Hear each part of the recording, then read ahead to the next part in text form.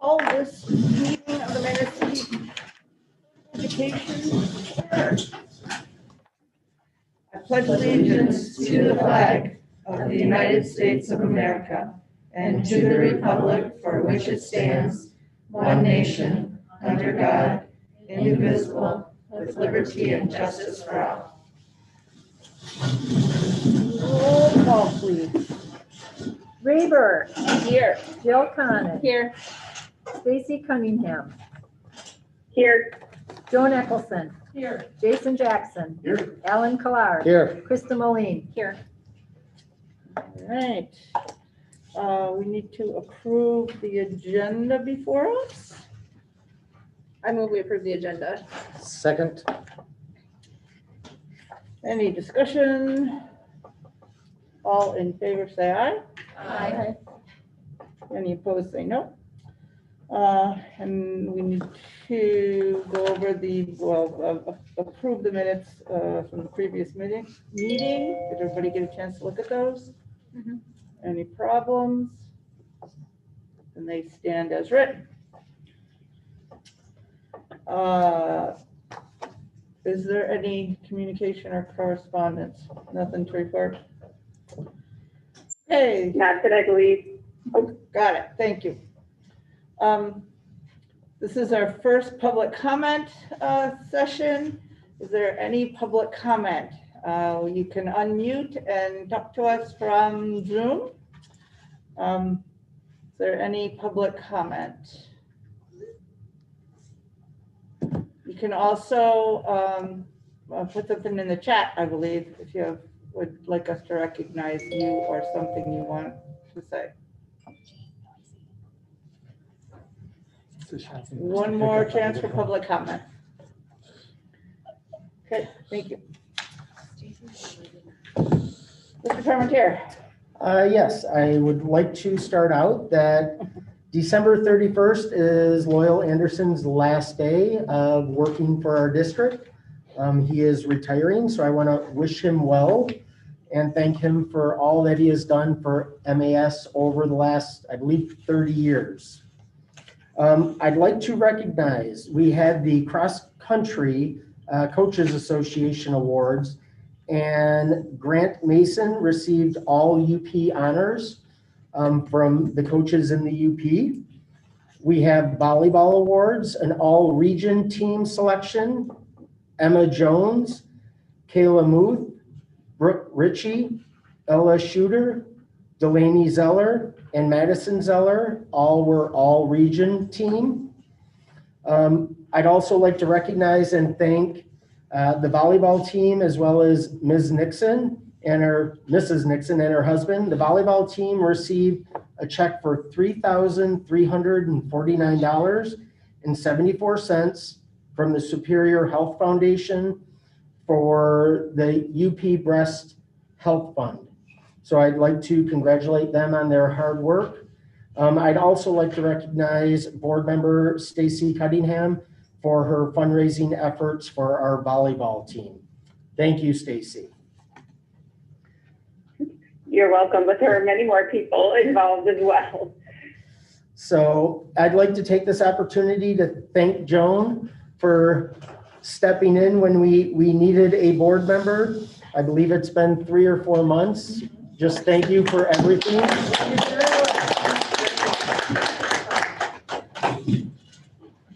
So looking forward to seeing you in the community and hopefully in the stands. Here are the notes from our last health department weekly meeting. That was from last, I believe, Tuesday or Wednesday.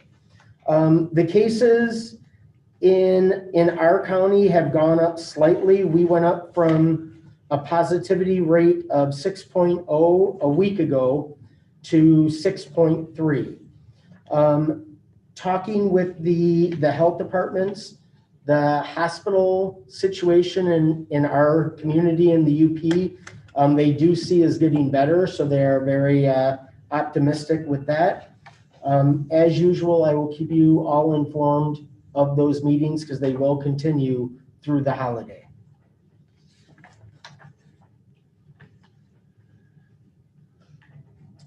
Okay. So I have been in contact with our health department who are getting numbers of our staff members who'd be interested in the vaccine. It is believed that we are going to be in the 1B group, and it's also believed, hopefully, that teachers, staff, those working in public education will be receiving or will have the opportunity to receive a vaccine by the end of January. So it is believed that we will not be offered the Pfizer, that it will be the Moderna vaccine. So I will keep you informed on what that looks like as well as staff. A couple staff updates. We still have posted a music teacher with an emphasis on choir. Unfortunately, we have received no applicants for that position. Jennifer has interviewed 2 elementary staff that are going to be recommended for hire this evening. We have Deborah Arnold, who will be working with the math interventions and art.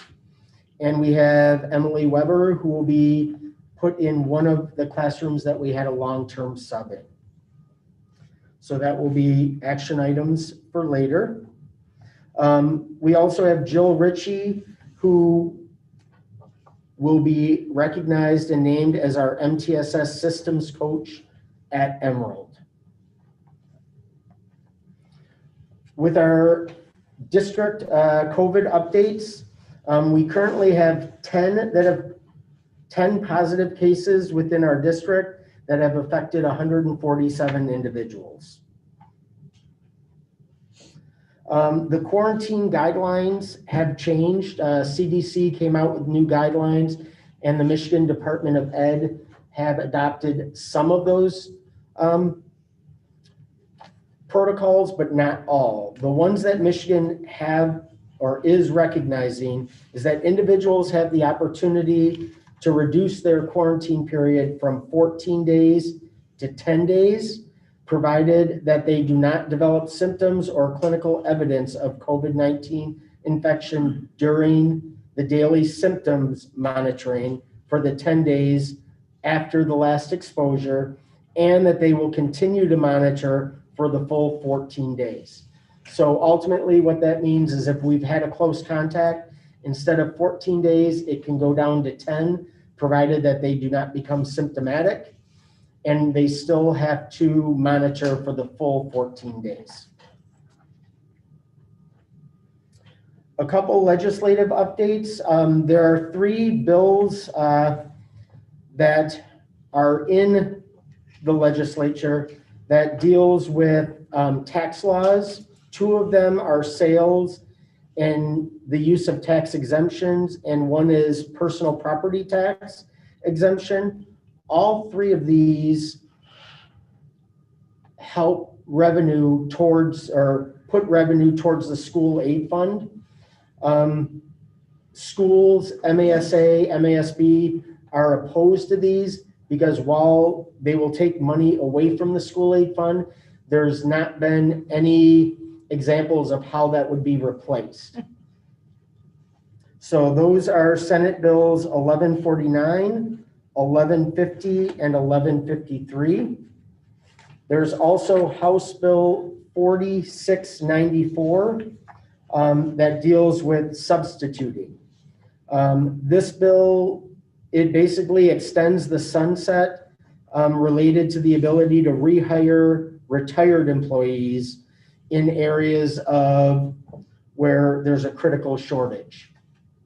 So it helps districts if you have a retired teacher and they could come back if they're in a critical shortage area. I will not go through all the examples. You are able to look over. And that is all that I have. Thank you. Once again, keeping us informed. Okay, Mr. Shiner, you're up. Thank you. I have quite a bit of stuff, so I'm going to try to get through it rather quickly here. As usual, we start with an MTSS update. You can see what happened at the last district improvement team meeting.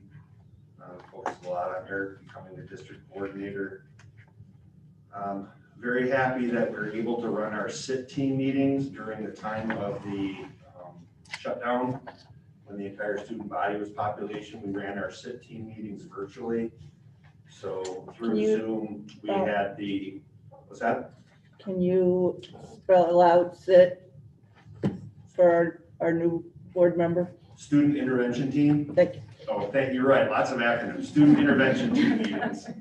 The SIT team meetings, we ran 20 of them because we have 20 kids currently in the process. So during these Zoom meetings, we had myself, an administrator, we have the parent, sometimes the child, sometimes an ISD employee, depending on what the child's needs are, and a gen ed teacher. And we go over what the SIT team interventionist has been working on. So in the cases that we're doing right now, Mr. Conan was working with 11 students in the areas of improving math scores, getting math homework completed.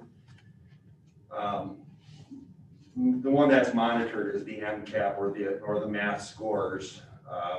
And then Ms. Hinkson was working with 9 students in English language art, particularly in fluency and comprehension. So our 2 interventionists were able to run interventions and have SIT team meetings. And if the board ever is interested in, I'm not going to go over right now, if you're ever interested in the growth that we show during these meetings, I do have a copy of that, but I'll save that for another time if you would like a copy of that. I'm going to stay in my lane and let Mary talk about the new document cameras and securely get to student support and activities. Distance learning survey, I thought it would be interesting to see what all the people are doing and thinking about. So my apologies, these should have come out with your board packet so you could have looked at them before. Stacy, if you're listening, I did forward these to you electronically so you can see these as well. There's 2 surveys. There's a teacher survey on their opinions on various aspects of distance learning. And then there were 144 students who responded to the survey as well. And if you don't mind, I would like to just go over some of the high points or interesting points that I thought interesting real quick. So on the teacher survey, on page 1 of 6, 74% of the instructors feel that their efficacy as a teacher is somewhat diminished. When you look at the how the numbers line up there.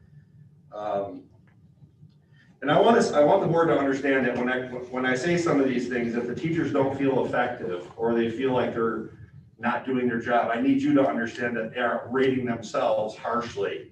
I am joining their Zoom meetings. They're doing an excellent job, but they're giving me their honest opinion of how they felt they were working through these trying times. So 74% of them felt that their instruction was somewhat diminished by being a distance educator. Page 2 of 6, the bottom response, 30% of them felt they were slightly effective to not effective. Again, understand where that's coming from. They're being very harsh on themselves when they say that. They're stressed out by what they're doing. They're, so they're being honest with you when they say that they feel that their effectiveness is diminished.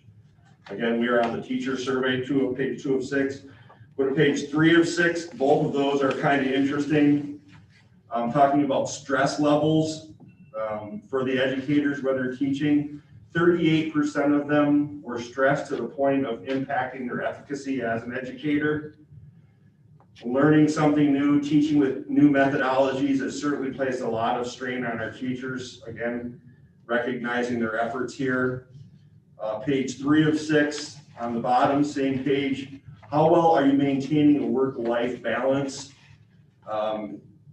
17% of our teachers felt like they were really off kilter as they were going through this process. And I can attest to that I've seen some teachers pretty stressed out at the end of the day because, again, they're trying something new and they're trying to be their very best at it, is how that should be interpreted there. You guys please look at these on your own time. I'm not going to go through each of these. If we could go to 5 of 6, page 5 of 6 on the teacher survey. This was interesting. Describe your learning curve as related to distance learning. So this shows that, you know, they're hard on themselves, but they did go into it with some level of preparedness. Up to 8.7% of them, or excuse me, 8.7% of them saying it was completely new to me. And then we had 21.7% that were actively helping others. I thought that was pretty interesting. We go to the student survey. And page 1 of 6 on the student survey, it says of 144 responses. How do you feel about distance education, distance learning overall? 41% of them felt it was poor or below average.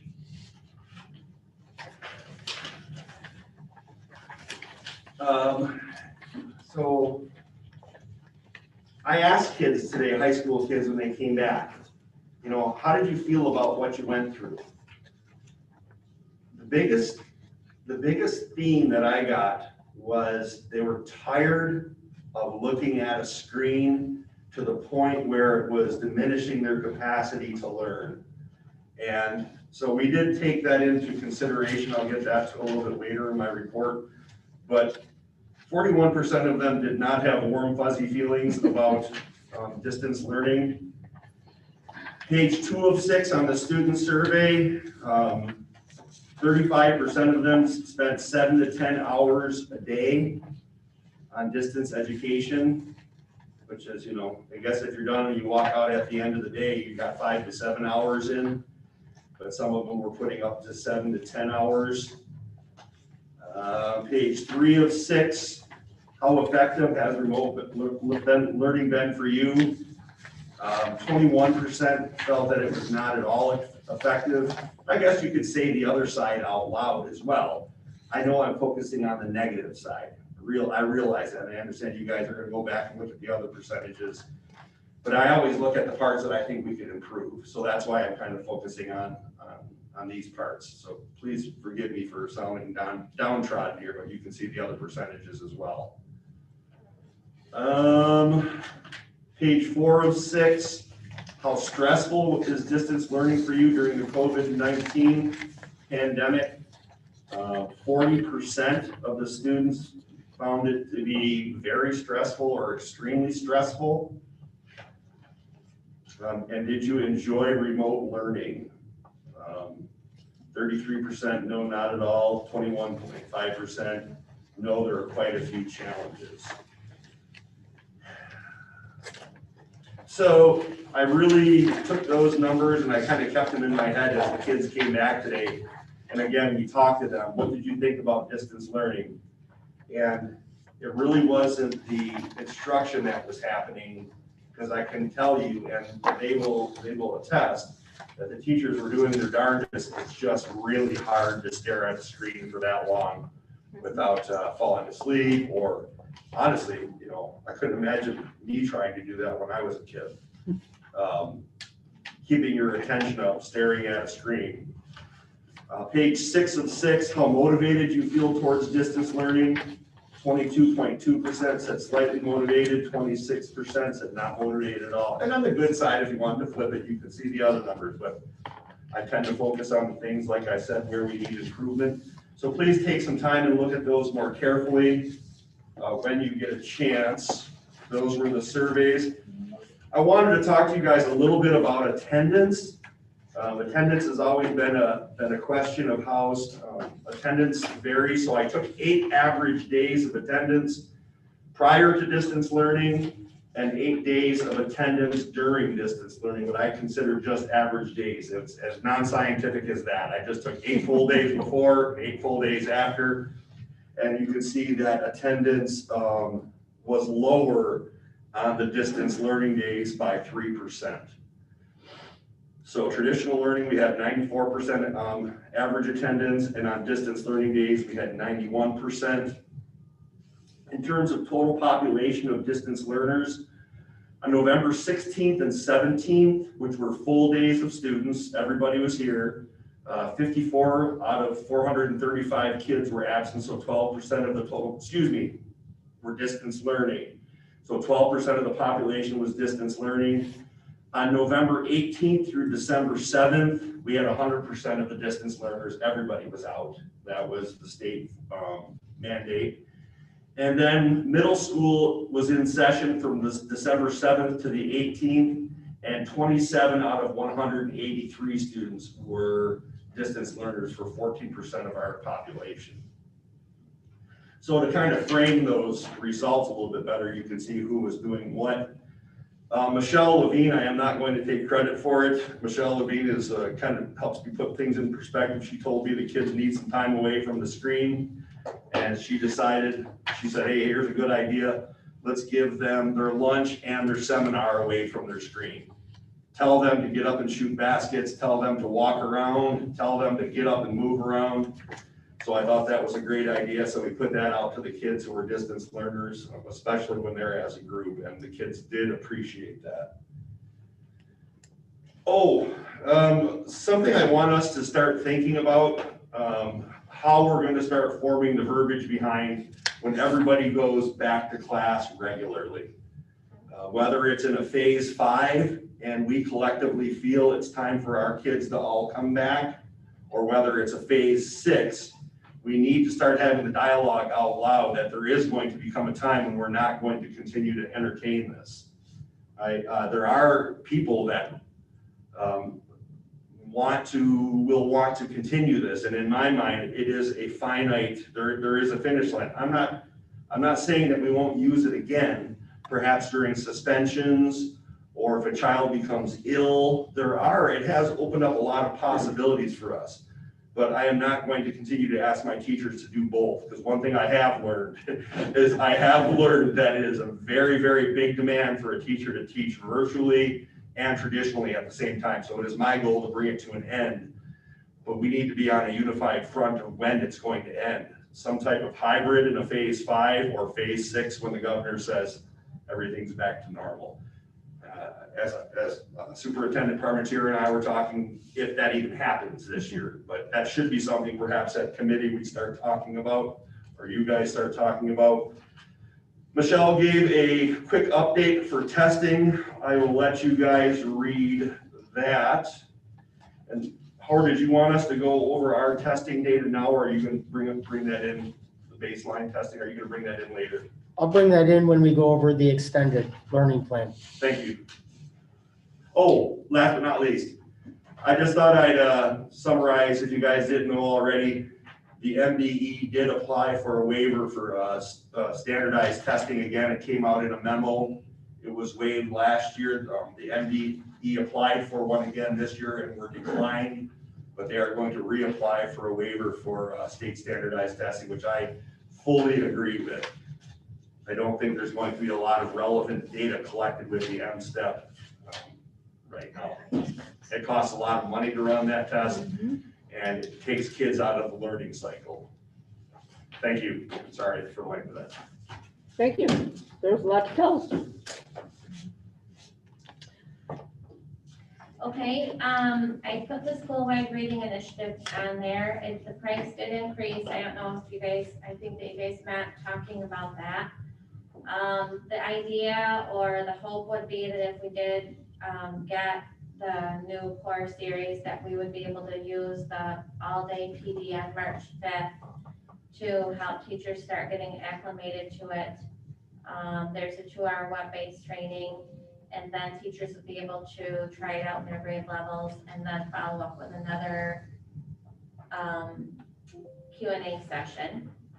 Building updates, the next reward day is Sundays in the movie, and that will be at the end of January when we have the half days. The building leadership team met, and we mainly discussed the fidelity indexes. We looked at the referral data. We also looked at things relating to the holidays. We did get the same, we did get like a virtual Santa story time, which students will either watch today or tomorrow, Candygrams, and then they made videos, or they submitted their videos to me and I put them into a presentation for Medicare as well. So that was sent out. The distant learners, Amy Kilowett has been very helpful in getting a majority of our distance learners back, especially the ones that are struggling. We actually, Deb, the reading interventionists were talking about this today because like when we were talking about our data, the 37 out of 41 of our distance learners that started the year as distance were well below benchmark in reading to start the year. So the people that are doing the distance learning were already, what do you want to say, kind of in a spot where they really needed to be in school, in person, face to face, and be receiving all the services that they could possibly be receiving.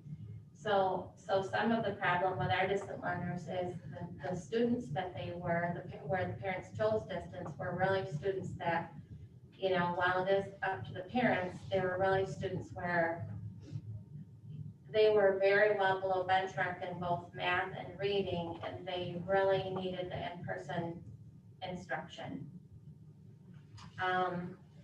The technology and time components dictate a major investment by parents. When we look at distance learning for our kiddos, if that parent is not able to just sit right there and go over everything with them, it is generally not going to work. I mean, we have some students who are able to do it fairly successfully, but for the most part, even though we don't have like John's building where they're on it all day, like for example, the kindergarten is a half-hour Zoom session, but still, you know, that's a half an hour where the parent really has to be the person doing that. And then also to kind of, I started this last year, but I really been working with the teachers. A DE list is collected, or DF. Josie puts that together with the progress reports and the end of the marking period, and then I meet with the teachers to talk about what's going on, how we can help theirs, you know, meet their needs, and especially the distant learners, trying to reach out to them, call them, or have Amy Cadillac work with them if they're not responding to our phone calls. So I think we started out with 41, and we're down to 24 who are regularly distance learners. But again, some of those 24 are people that, you know, started out well below benchmark on all their testing. So I'd love to see them back in person. Celebrations, we collected 926 individual food items that we donated to Good Neighbor. The winning class was Miss O'Brien's class, second was Mrs. Doherty's, and they received an extra hour of gym time. And then actually Good Neighbors donated pizzas, and they had a pizza party as well. Virtual book fair has really gone well. We used $2,500 in credit points to purchase 316 books, so that each teacher was able to pick out up to 15 books. We did that today, and you know, we had Christmas music and a little snack and picked up their books. I feel like that went over really well. The students that are receiving Tier 3 reading intervention services are doing very well. Deb was our reading interventionist, was talking about that many of our students are meeting some of their short-term reading goals. It's also known that the majority of these students increase their words correct per minute. So we are seeing positive results from that, but again, that's an in-person service. You know, I know our first grade is probably actually our lowest for well below benchmark in reading, and I know that our Tier 3 interventionist does get on Zoom sessions when we were all in distant learning, but her schedule is so packed that there would be no possible way she could do that right now. The 5th grade students, actually, we found out today, raised $750 with their candygrams, and that's gonna go towards the 5th grade trips. I talked to Linda Levine and Kay today, and we will, at least it sounds like, be able to do the Clear Lake camp in some kind of form. You know, I'm just not exactly sure what. You know, the Mackinac Island one is still up in the air, obviously. And then there's a list of the exceptional explorers. I just wanted to say one other thing about the extended COVID data, which I know that Howard's gonna go over. But in talking with our reading interventionist, one thing that for us is a huge issue is like because it has to be done in person, the testing is in person, oral reading, timing and whatnot. For the distance learners, it was very challenging to get them to come in. So like the distance learners did their entire testing in one session, like 40-minute amount of time where they did all their testing. Whereas the in-person learners are doing that across the span of a week, part of it with the reading interventionist, but part of it with the classroom teacher, and it's much more, I don't know if you'd want to say relaxed, or it's a much different atmosphere than having to do that all at once in one session. So I do think that that has a contributing factor as well. That's all I have. Do you guys have any questions for me? All right. Oh, and welcome Emily Weber. I'm sorry, she came to the meeting and I just want to recognize how conscientious that is. And thank you. So this is going to be our newest addition to Emerald, and she's a Madison State graduate. So welcome, Emily.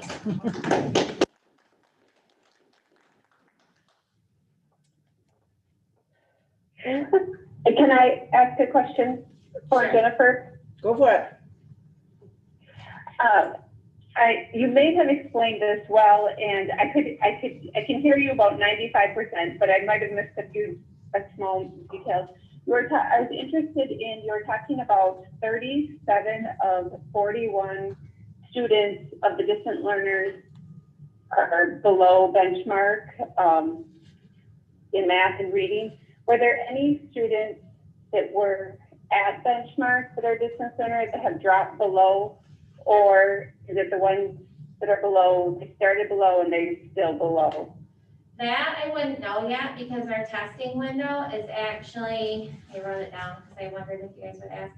The second week of January, it's January 12th through the 14th.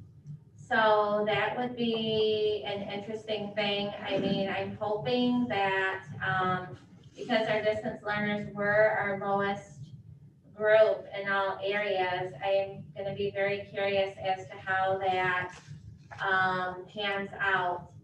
But I think that would probably be at the next board meeting, I'd be able to answer that.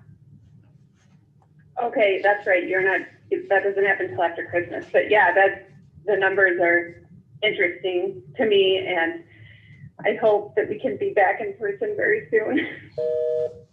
Uh-oh. I would just say that at some point, maybe like what John was saying, it would be good to say, hey, we're back in person. Because I think that if we're offering parents that, we're gonna keep having people But she's on Zoom. take that maybe shouldn't be. She's on there. All right.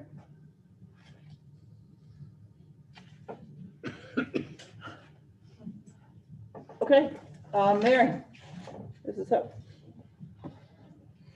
Okay, on my report, I'll run through some, and some won't read it all, but I wanted to give you a little bit of background on how distance learning and technology support has been working for my department. The very first section I have is how Sorry, she asked me to call her back. Hello? Stacy? Stacy?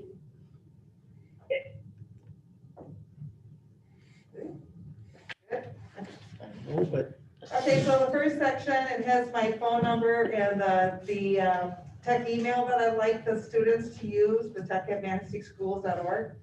That actually gets to all of the people that are in my department. It's probably one of the best ways to get support, short of just calling me. Because all of my people get to see that, and if I happen to miss an email, they bring my attention to something they know I have to take care of. I also have a technology website that has a lot of tips on Chromebook and Zooming and that parents and students are directed to. So the link is in here also so that you can take a look at that. On a typical support day, I'm usually sitting at my desk in the morning for sure, because the first couple of hours are the busiest, especially if we're, because 100% remote. well, Howard can probably tell you that my mornings are like one call right after another because we tried to have a meeting in my office once. It is really predominantly elementary, the middle and high school and middle school. When we K-8 came back and we just had 9 through 12, the calls diminished quite a bit because the 9 through 12 graders are pretty independent.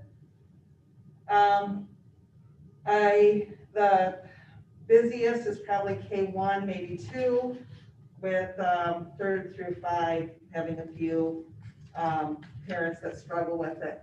The funny thing is that it seems like the upper L kids who all use their devices every day, when they get home into their remote learning, the parents think they have to help their student, their child. And so a lot of times they'll say, well, what's their password? And I was like, well, can you ask them? Because I don't know, I have to reset it. And as soon as they ask their child what the password is, they usually spot it right off. So the kids 3rd through 5th in the elementary, they do a pretty good job. But the K1s, I can't say that virtual learning is really helpful for that age group. But the parent does have to sit there and help and has to have a little bit of technology know-how to go through some of these. I use Chrome Remote Desktop a lot of times when I get them with a real sticky problem where I can remote right into the Chromebook and actually solve their issue or help them work through some problems that they might have. Usually if we have a failure or anything like that, they contact me. I can determine whether we need to replace the device or not. We have a little paperwork that I do. The parent comes in to the library, we exchange it, and then they're well on their way again. We don't have a very long period of downtime. We have backup devices for almost anything that breaks down. So I did give you a link also to the parent-student equipment agreement, the responsibility form that's on there. Parent challenges, a lot of it's just Zoom. On the Chromebook, sometimes it's difficult to see that you've actually exited properly. That's probably the primary thing. The kids don't X out properly or leave the meeting, and then the Zoom session remains open. And then when they click on a new Zoom link, they're automatically brought into the old because it doesn't automatically take them to the new. And so that was probably the biggest challenge for most people. Google Classroom, as we progressed through this, teachers became better with designing the layout of their Google Classrooms to make it easier to find some of those links. And so we've been working on that. That's been changing. And then the other big challenge is that they don't keep the devices up to date. Probably I'd have to say 90% of the issues that I've had with Chromebooks is just because the device isn't up to date. So I have a handout or a link on my technology page on how to keep it up to date. And one of the first things that I usually have them do when I'm working on their devices is up to date, get their device up to date. All the equipment is inventory tagged. It's got an asset tag on that. I use that to track everything. My Google Admin Console has all the asset tags, has all the locations where the charging carts are for all of the devices. Every device has a charging spot somewhere, a charging cart in both buildings.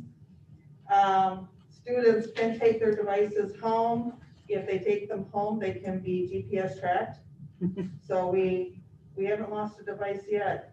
And most of the time I have to track them in the building because I can't remember where they put them.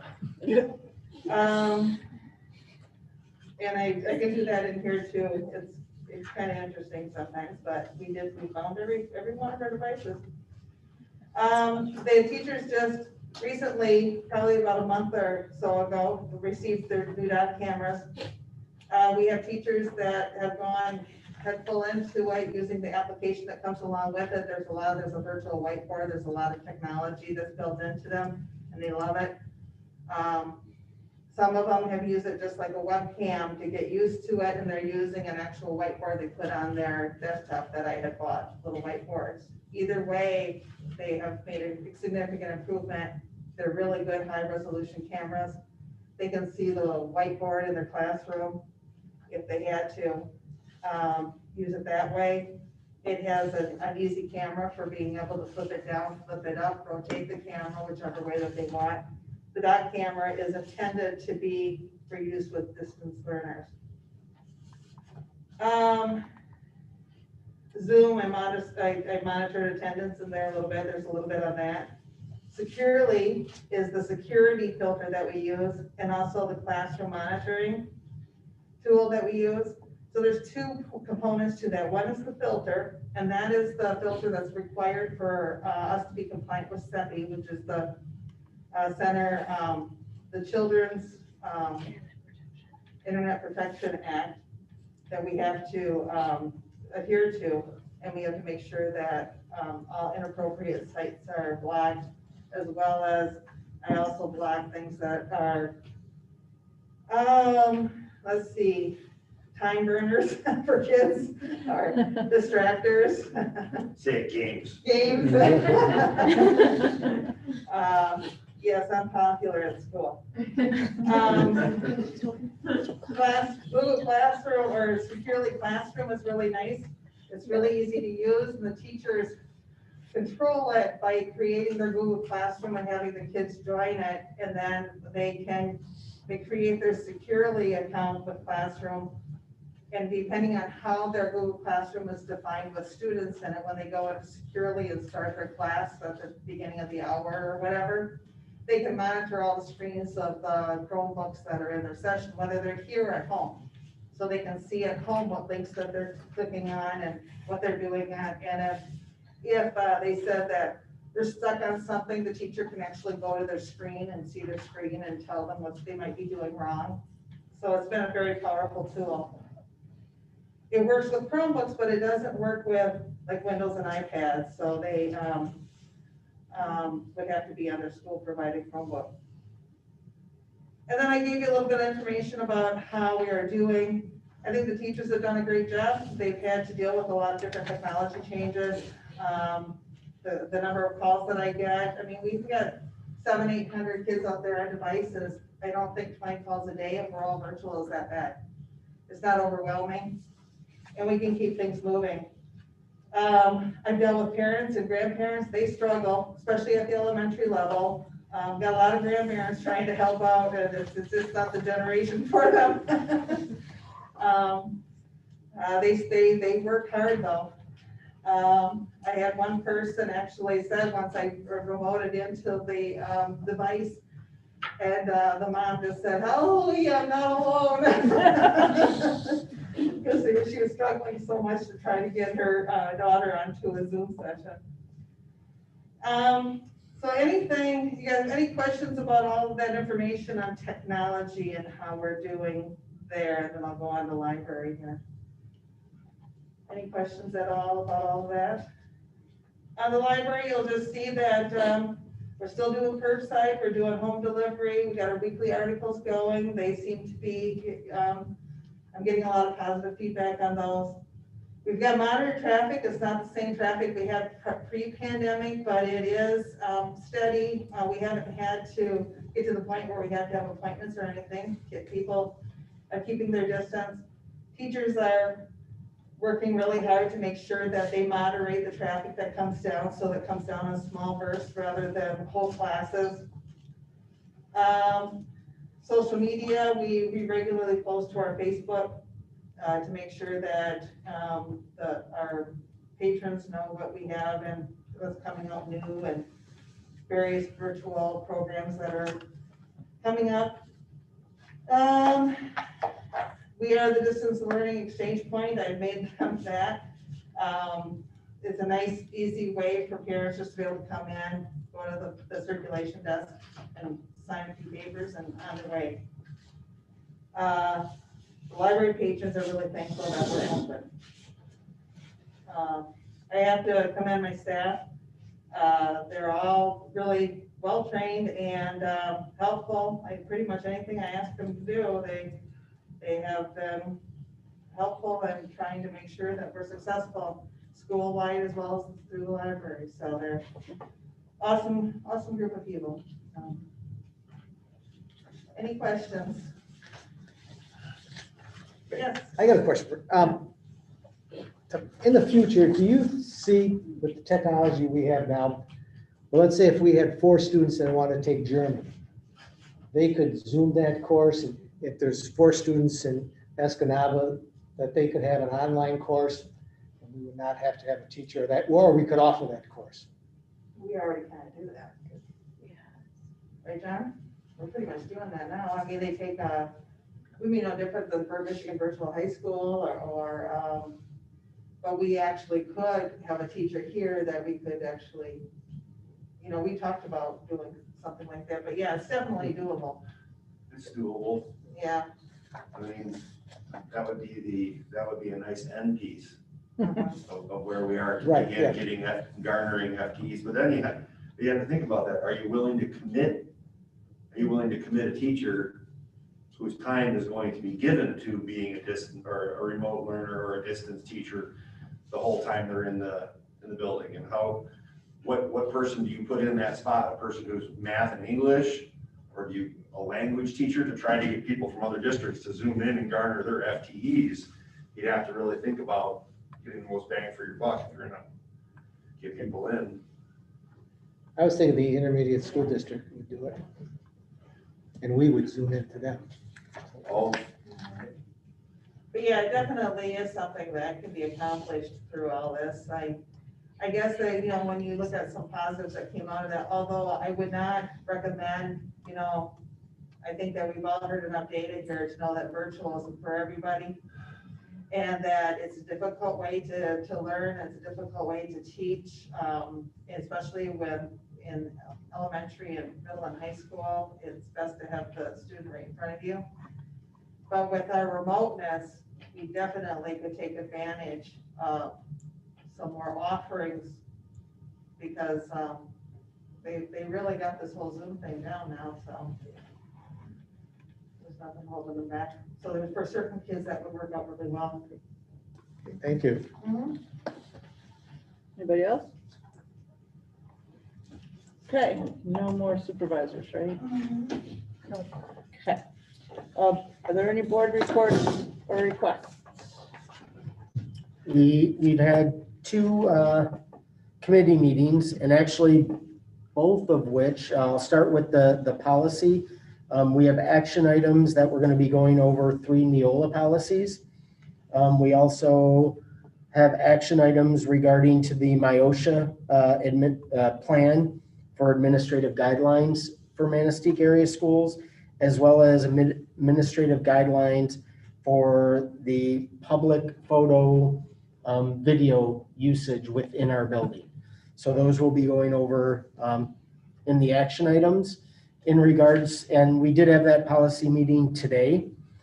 Last week, we had a finance, actually, other way around. Last week, we had policy. Today, we had finance. So budget update will be given in our action items. We did talk about stipends, raises for different groups of employees. The one thing that we've been working on in the business office is for our EduStaff employees to try to make their wages more competitive. And what we've done, which is also going to be an action item, is a pay raise for our educational assistants who are currently making $10.50 an hour to $11.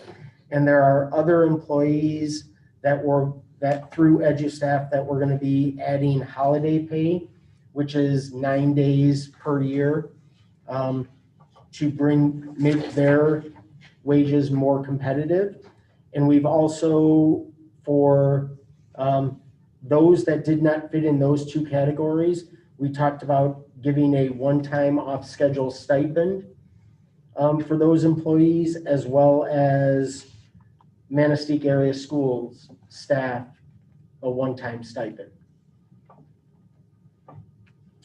We also talked about at the finance committee, which is going to be an action item that we need to add as far as purchasing Houghton Mifflin Hardcourt reading series. So I did notice that would be M because that was not on there. So, but to be purchasing a reading series, and that will be an action item. That will be discussed then. So kind of all our committee meetings, there are action items that will go more in depth. Absolutely. All right, so we're moving on to action items.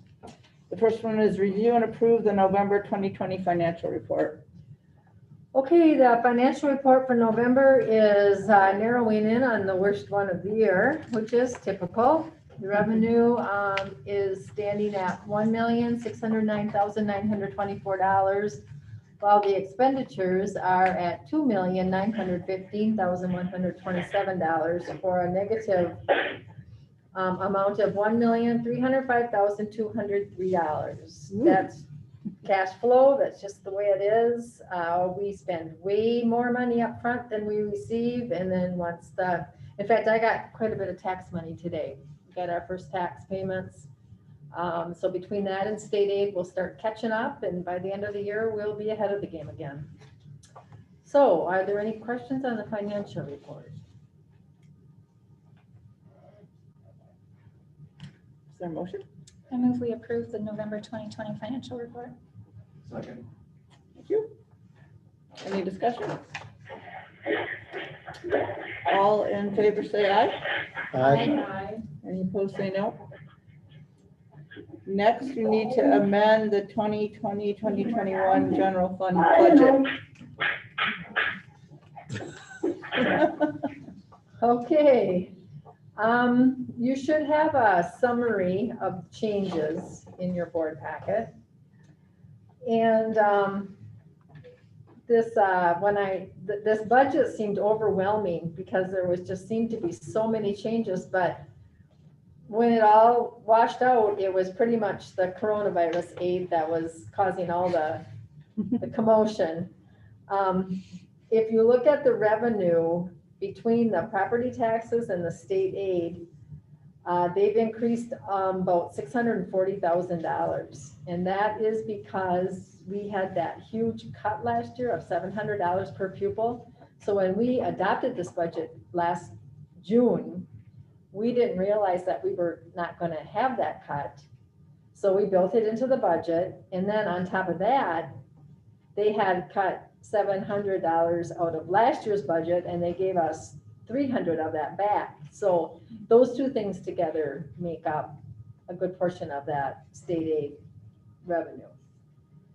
And then if you go down, a lot of the items that show up in the revenue are offset in the expenditures. GSRP and title grants is a good one.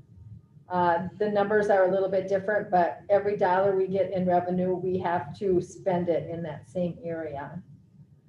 At-risk carryover is an addition, but that is always very easy to spend. Then you got that huge coronavirus aid, $524,457. And it's amazing how quickly that money can go. We have ordered a ton of PPE, supplies, disinfectants, cleaners, masks, you name it, as well as technology items, Chromebooks. It just goes. But so far we're doing okay in that area, and then that's also an in and an out. You can see it's a revenue, but it's also offset in the expenditures. MTSS, same thing. We got a grant through Marquette Elger that's going to pay for our MTSS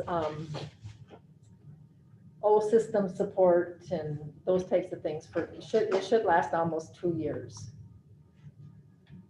Let's see, the school bus loan, that hadn't been taken out in June, so that's a reduction in revenue, but a reduction in the expenditures also. Food service, same thing, more expenses, but more revenue to offset it. And then just a little bit of miscellaneous for a total increase of fund equity of $790,000. And that's basically the money that they cut last year.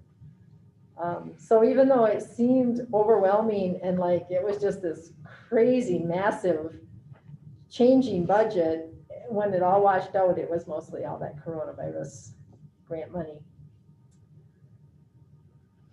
So, we're in okay shape budget-wise, and it looks like, this last round, hopefully, Howard was just telling me today that hopefully we will get some more coronavirus aid. And, that'll be nice, because even though it seems like a lot of money, boy, we're spending it. I move we amend the 2021 general fund budget. Second. Any discussion? All in favor, say aye. Aye. Any opposed, say no. Now we have to amend the 2020-21 general appropriation resolution, which says the same thing as what we just did, it's just done a different form. Correct. Is there a motion? I move we amend the 2020-2021 general appropriation resolution. Second. Thank you. Any comments on that one? All right. All in favor of amending the general appropriation resolution, say aye. Aye. Any opposed, say no. Okay, now we are ready to hire some teachers. Yes, I'd like to recommend Deborah Arnold, who will be hired as our math interventionalist and art teacher currently, as well as Emily Weber, who will be taking over in one of our sub classrooms. I move we hire both of those teachers. Second. Yeah.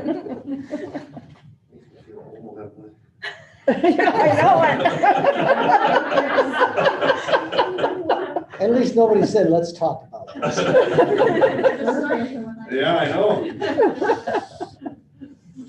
All right. Any discussion? All in favor of hiring two new teachers, say aye. Aye. Any opposed? Aye. All right. Yay. Okay, now we're on to the MIOSHA plan.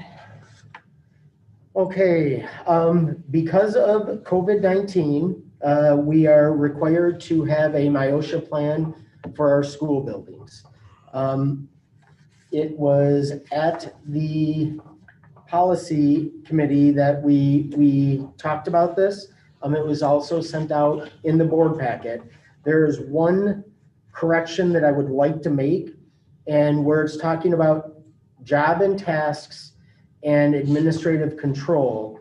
I would like to change for all employees that it requires employees to wear a cloth face coverings when they are in the presence of other individuals within the school building. Previously, it was stated that if they were within 6 feet, that you had to have one on. But if they were not within 6 feet, that you didn't have to.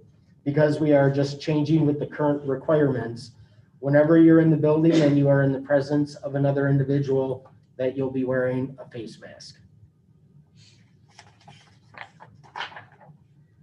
Are there any questions over the MIOSHA plan? I have a motion, please. I move we approve the MIOSHA plan. Second. All right. Hearing no questions before. All in favor of approving the MIOSHA plan, say aye. Aye. Any opposed, say no. Right, now we have policies, Neola policy. Okay, we have 3 Neola policies. These were back in 2018. They're for technology. The first policy is 7540, which is talking about technology. I'm gonna actually kind of put both of 2 together. That we have policy 7540 and policy 7540.04. They are very similar to the previous policies, but they are adding social media to that language. It's also adding that where it would say that the superintendent would, it's also giving us options in which we included that our technology director would also, along with the superintendent. Because I will tell you that if something comes to me technology-wise, I'm gonna go to Mary and say, Mary, what do we need to do? So for both those first two policies, it's just adding social media, and it's also allowing us to add the technology director. For the third policy, which is 7544, it is a social media policy. And there are not many districts that are taking this policy, but because we do have social media here, what it comes down to is that with our social media, if we have a group or individuals that would like to use this, it is adding that there's going to be a process to go through to get approved. And if approved, that it must have an individual, most likely Mary as the technology director or somebody that she would recommend as a co-owner of that page. It's also letting staff know that while we do have social media, there is a stipulation in there that because of Mary, you're gonna probably have to help me out here. Okay. But for most things, a district would have to keep it for so many years. Because our social media is used strictly as informational, we would have other things that, Mary, help me. Okay. It's been with regards to record retention. Our email, we retain for record retention purposes. Anything that could be construed as part of the student's educational record would have to be retained. But we use our social media as just notification or advertising or like rah-rah or whatever. It's not necessarily anything that's going to be part of a student's educational record. And if we do publish something on there, like the student of the week or whatever, it's already archived in email. So we don't really need to go through and try to archive all of our social media because we're using that as more of an advertising than anything else. We're not going to be retaining this. Most everything is retained by the social media accounts anyways. It's just that we're not going to own that retention. And basically that policy gives us structure because right now we do have a lot of pages that I am aware of in that, but it's just that if we have things that are tied to the school or pages that are tied to the school, that we should have some structure as to what's allowable, what's not allowable, and that is going to fall under like the acceptable use policies for the staff and as well as the guidance that's in that policy to make sure that we have some control over, because social media can get way out of control if you don't, an account can be out of control if you don't keep some kind of control over that mode of communication.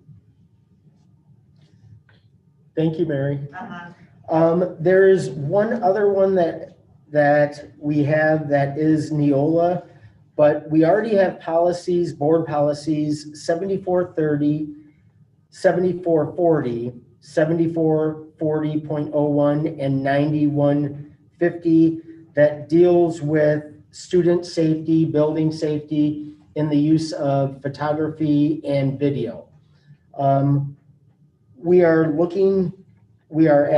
asking the board to add an administrative guidelines for photography and video, and that was sent out earlier today. And that's just the use of video and photography within our building as well as within the library.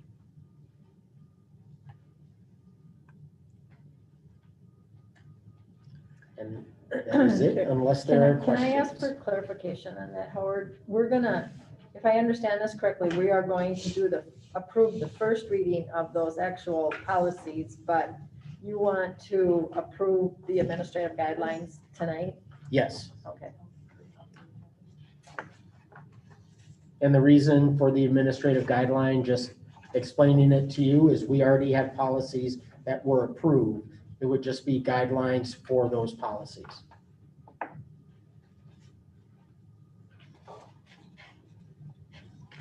Okay, so we're approving we have the first reading of 3 policies, and we're approving the administrative guidelines to go with 3 other policies that we already have. 4 other Four policies other. that we already have. Okay, all right, so do we need to do that in 2 parts? Yes. Okay. We Then, can, yeah. It'd we be need a cleaner. motion to Yeah. do the first reading. I move we approve the first reading. Second, Thank you. All right, so the first reading of the 3,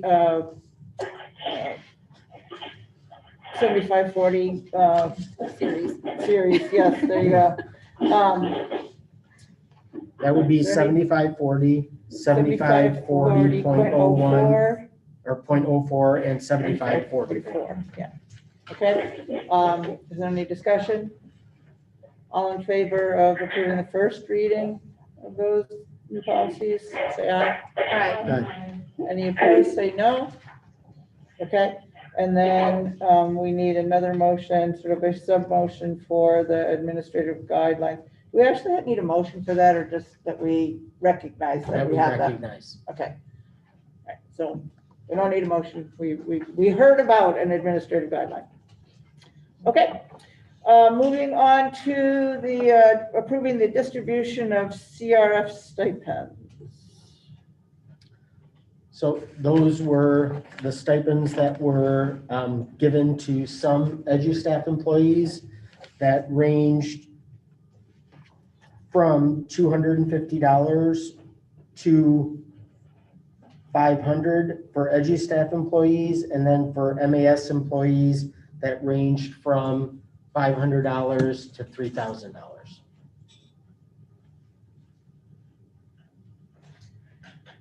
I move we approve the distribution of CRF stipends. Second.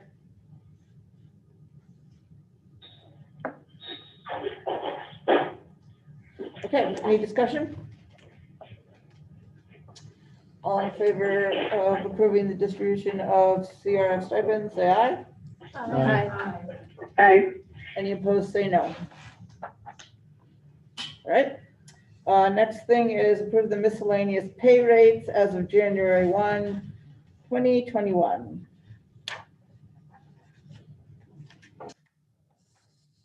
So can you guys point out what is different? That's basically just 50 cents an hour for the. Okay. That's what I thought. All right.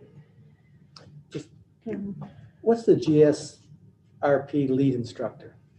In the GSRP preschool rooms, it's the teachers. Okay, preschool.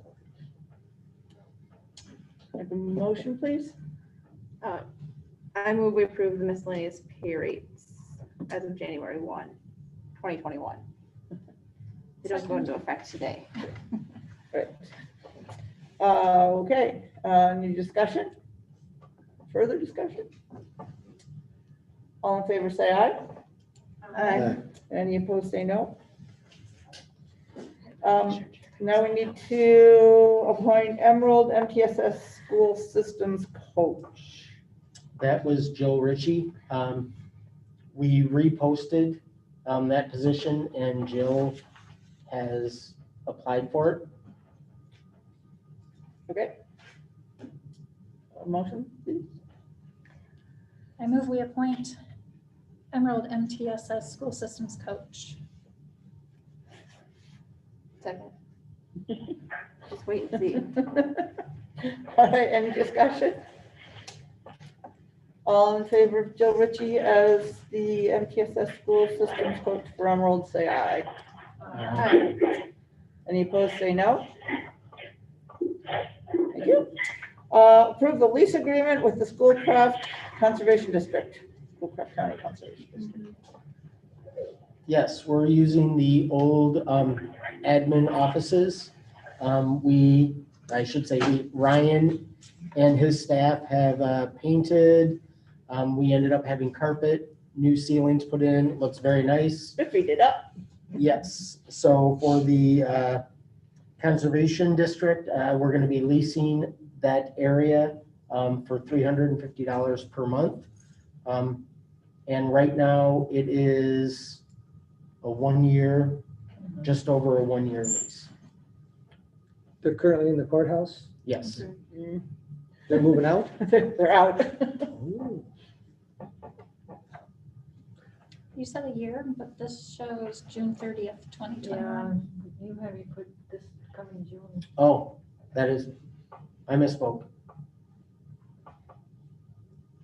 So we'll renew it in probably about May for another year. Which probably fits with their fiscal year.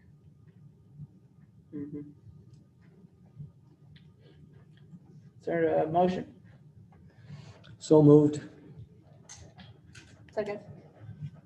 Okay, this is there any discussion? All in favor of approving the lease agreement with the Schoolcraft County Conservation District, say aye. Aye. Any opposed, say no. You happy to have a neighbor there, Joe? It'll be different. You even there? No. I haven't been there since March. Okay, next we need to approve the reconfirmation of the MAS Extended COVID-19 Learning Plan. This is our monthly reconfirmation.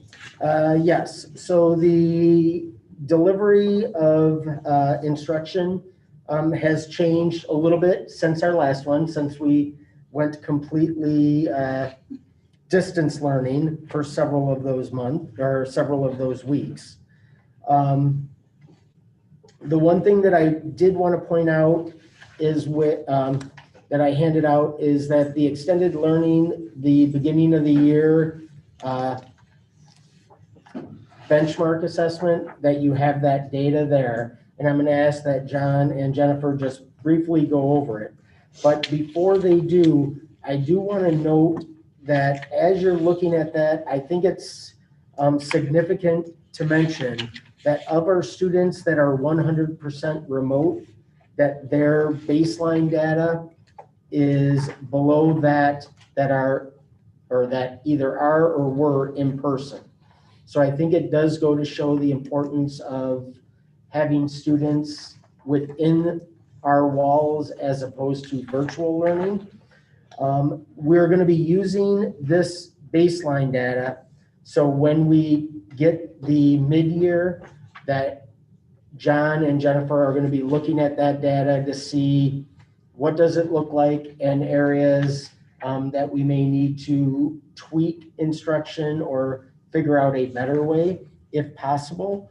But before I have Mr. Shiner and Ms. Boyle go in, are there any public comment pertaining to our extended learning plan? I do need to ask, is there any public comment as far as thoughts of how we are delivering instruction?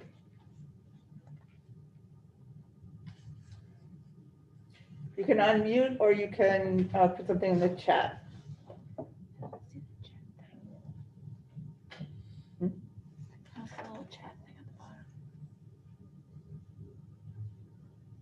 Any public comment? Okay, Mr. Shiner, if you just want to briefly go over your beginning of the Yes, sir, year. briefly, I will make it brief, I promise.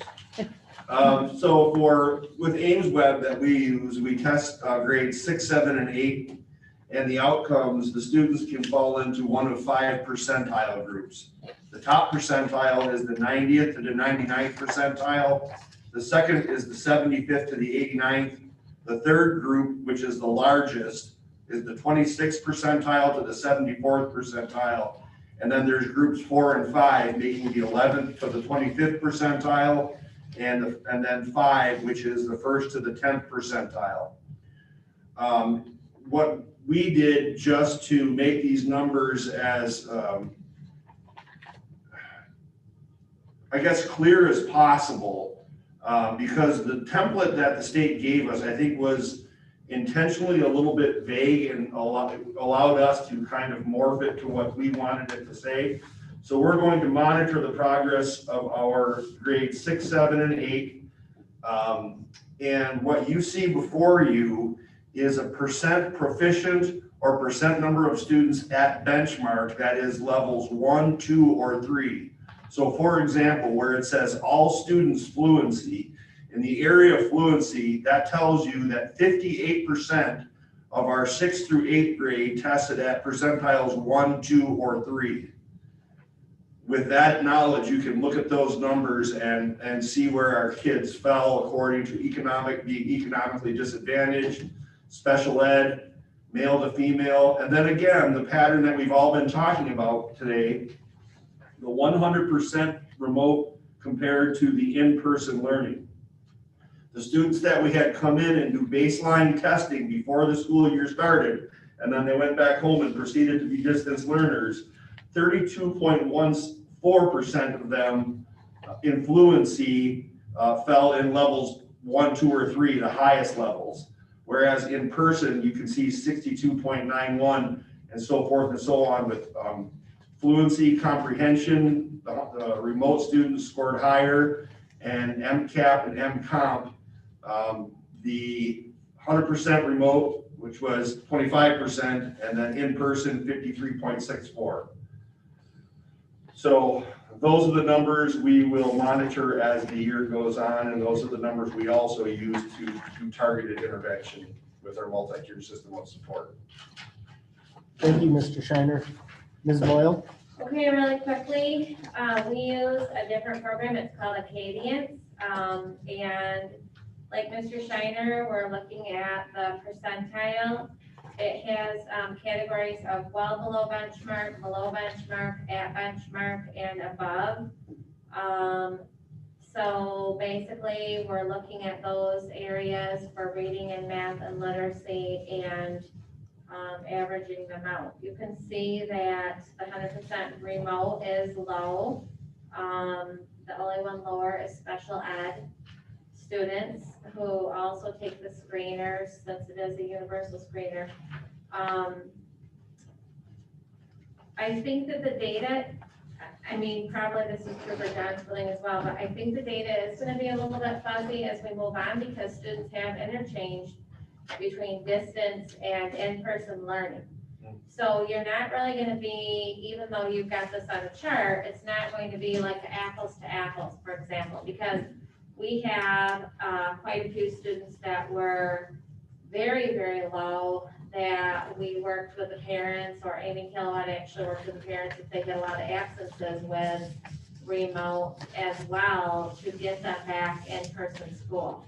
So now, the next time that we do this, we have less students remote, so that means you're averaging in less.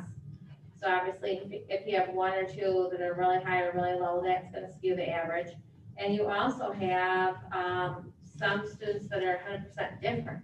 You know, we have some students that added to distant learning, and we have students that have added to the in-person learning. So the hard part about this data, I think, is going to be the fact that you're not comparing student to student. Do you know what I'm saying? So I think that while it's valuable data, there's also some pieces of it that are kind of fuzzy. That's a snapshot. Yeah. Thank you. Got it. All right, anything else on the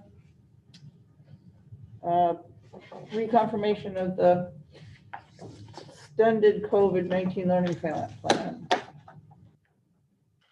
Need a motion, please. I move we approve the reconfirmation of the learning plan, COVID-19 learning plan. Second. All right. Any more discussion, questions? All in favor say aye. Aye. Any opposed say no. All right. We need to set our January, I believe that should say 2021 meeting date and time. Oh, mine does. Oh, does it? Yeah. Okay. That's crazy. Yeah, we haven't set we will do that at that meeting. We will set the calendar for the year, but we always have to at least set that first meeting up the month before, so it's just a formality. The recommendation obviously would be January 18th at 5:30. All righty. I move, that's what we do. Okay. Sounds good. Okay. Second. All right. It has been moved and seconded that we make our January meeting date and time, January 18th at 5:30. All in favor, say aye. Aye. Any opposed, say no. Okay, now we have to add an M. I'd like to add and ask for approval for the elementary to purchase the Houghton Mifflin Hardcourt reading series. And I know that it was presented to the board a while back. And at that board meeting, it was proposed that the reading series would be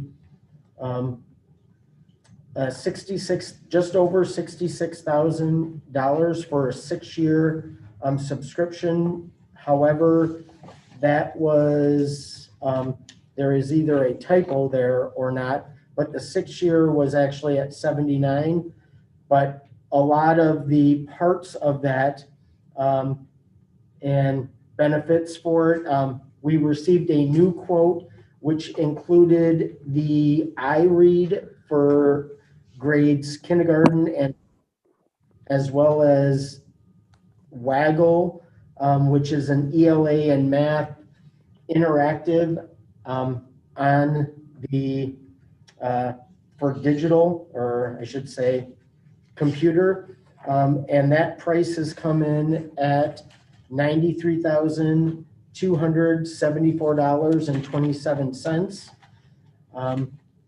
It was discussed at the Finance Committee, and it's my recommendation that we move forward with that program, including the online portions, which is the Waggle and iRead.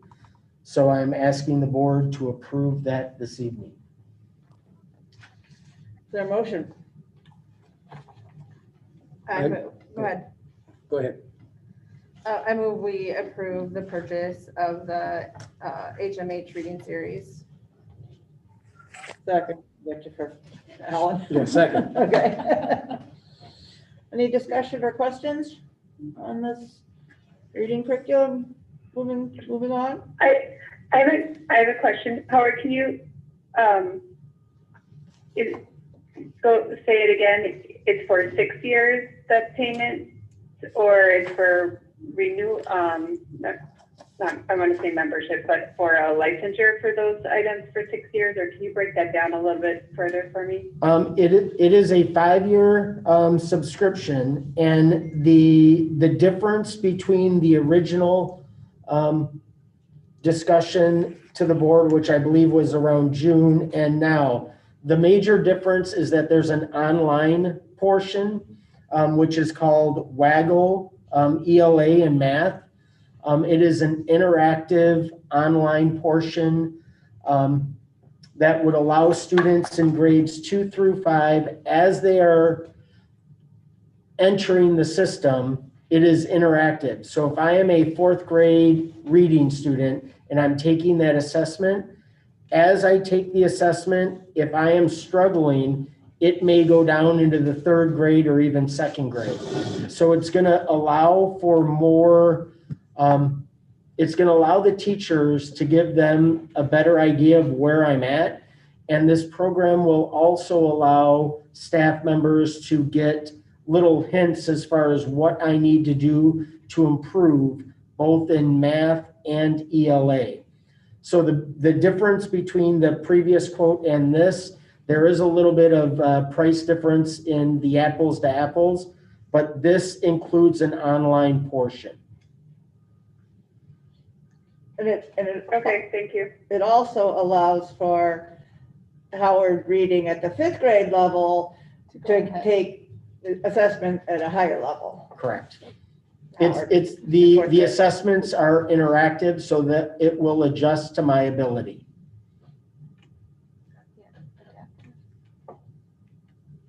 Does this program go up to just 5th grade, or would it go into 6th or 7th grade if we were interested? I believe it is offered up to I want to say 6th grade. So I guess that would be, something to look at in the future. I don't know. The one thing, talking with their representative, Ann, is they're looking to try to do it K-8. Right now, the WAGL goes up through, I believe, the 6th. They're looking for the WAGL to go down to kindergarten and first, but that is not ready yet. I got a question. So we basically two separate things we're purchasing. Yes. Okay, the In a package, though. package, right, yes. But the non-computer part, that doesn't expire after 5 years. We can keep using it. Correct. That's the books, the things like, Okay. yes. The consumable workbooks would, like that licensure lets you get the consumable workbooks for up to 5 years. So then I guess after the 5 years, you'd have to reorder if you want to keep using the consumable workbook.